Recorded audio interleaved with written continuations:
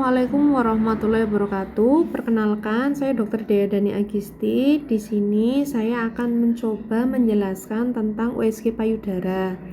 Penting untuk kita ketahui anatomi dari payudara itu sendiri. Ini ada foto anatomi payudara, kemudian kita lihat gambarannya secara sonoanatomi. Di bagian lapisan kulit terluar disebut kutis. Kemudian bagian bawahnya adalah fat premammary yang merupakan lemak subkutis, di mana ini merupakan lapisan lemak yang terletak di bawah kulit dan di depan jaringan kelenjar. Turun ke bawah lagi ada lapisan fibroglandular, di mana ini merupakan jaringan utama dari payudara, terdiri dari kelenjar susu berupa lobus-lobus dan jaringan ikat. Turun lagi ke bawah itu ada fat retromammary, lapisan lemak yang terletak di belakang jaringan fibroglandular, memisahkannya dari otot dada. Kemudian secara struktural dari payudara memiliki 3 zona, premammary, mammary, dan retromammary. Nah, penting untuk kita tahu tentang ekogenitas, ya. Jaringan dan lesi yang lebih hitam dari lemak payudara disebut hipoekoik. Jaringan dan lesi yang lebih putih dari lemak disebut hiperekoik.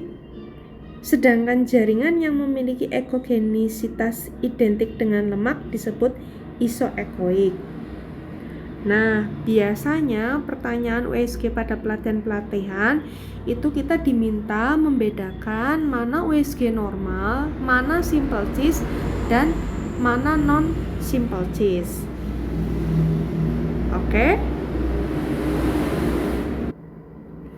Jadi, pada pembahasan kali ini kita akan membahas tentang kista payudara.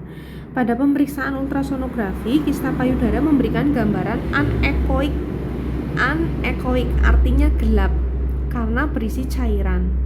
Nah, untuk pembagian atau klasifikasinya ada yang disebut dengan simple cis atau kista sederhana, ada yang disebut complicated cis, dan ada complex cis atau kista kompleks.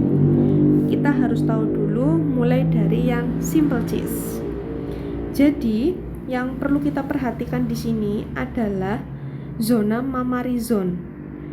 Ini adalah zona untuk kita melihat penyakit-penyakitnya. Contohnya kayak misal kista, gitu ya. Kita lihat secara definisi di sini, simple cis adalah kista sederhana, merupakan lesi anekoik berbatas tegas, berbentuk bulat atau oval, dindingnya tipis dan reguler tanpa, ingat ya, tanpa internal echo, tanpa septa yang tebal ataupun komponen padat di dalamnya, tanpa aliran vaskuler, dan disertai acoustic enhancement. Ya. Berarti poin pentingnya di sini ya, bisa kalau kita jelaskan secara singkat adalah pada simple cis ini lesinya ya warnanya hitam, bulat atau lonjong, dindingnya tipis, terus pada bagian bawahnya si lesi tersebut akan ada bayangan sinar di bawahnya, warnanya lebih putih, begitu. Nah, kita perhatikan baik-baik ya. Jadi, kalau simple cis ini kan ada 2 jenisnya, kista yang septa tipis sama klaster microcis atau kista sederhana tanpa komponen padat. Perlu digarisbawahi pada pasien-pasien yang kurus, koste bukan suatu kelainan, hati-hati ya, nanti mau salah. Ini biasanya pada diagnosanya kista padahal itu sebenarnya adalah koste ya.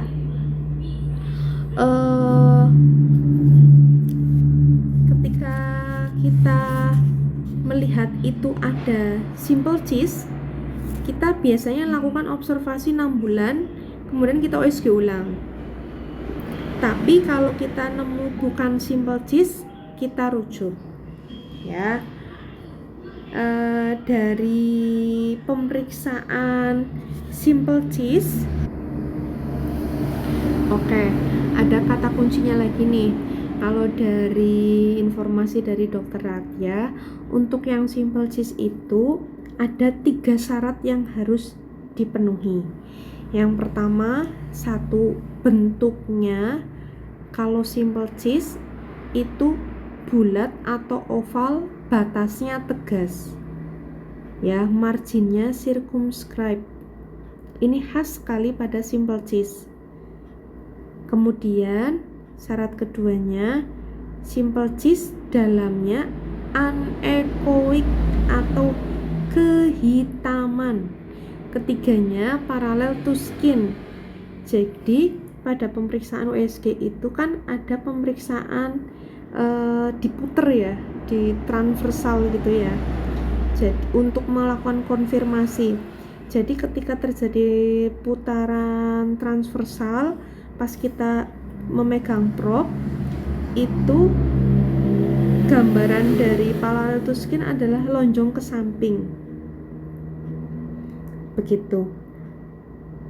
Kemudian selain parallel to skin, ini kan yang simple cyst nih. Kalau yang bukan tuh non paralel. Kalau non paralel itu lonjongnya ke bagian depan, atas atau ke bawah ya. Kalau atas atau ke bawah itu menandakan seperti mengarah ke arah keganasan ya. Jadi ada 3 tadi, si bentuknya bulat atau oval berbatas tegas, kemudian keduanya warnanya hitam semua, nggak ada isinya ya. Terus ketiganya parallel to skin. Oke, sampai di sini. Pada kasus simple cyst juga yang khas itu biasanya ada gambaran posterior acoustic enhancement ya. Nanti diperhatikan ada gambaran lebih terang atau lebih putih di bagian bawahnya, kayak bayangan ke arah bawah gitu. Terus pada kasus-kasus malignansi atau keganasan, biasanya pada bagian kulitnya lebih tebal, yang warnanya abu-abunya itu agak tebal. Normalnya kan warnanya hitam tipis begitu. Nah, kalau yang non simple cyst itu ada komponen solid atau internal echo di dalamnya, jadi itu nanti kelihatan begitu ya. Terus nanti yang perlu diperhatikan adalah membedakan ada tidaknya, kadang ada artefak yang merupakan jaringan parenkim, atau juga bisa karena faktor gel yang kurang atau kurangnya penekanan, itu juga kadang mempengaruhi ekogenitas dari pemeriksaan USG begitu teman-teman ya. Kalau dari dokter spesialis bedah menyarankan ketika ditemukan benjolan simple cyst dan itu bertambah besar atau menyebabkan sensasi nyeri, kita disarankan untuk melakukan rujukan saja ke dokter spesialis. Sekian, terima kasih.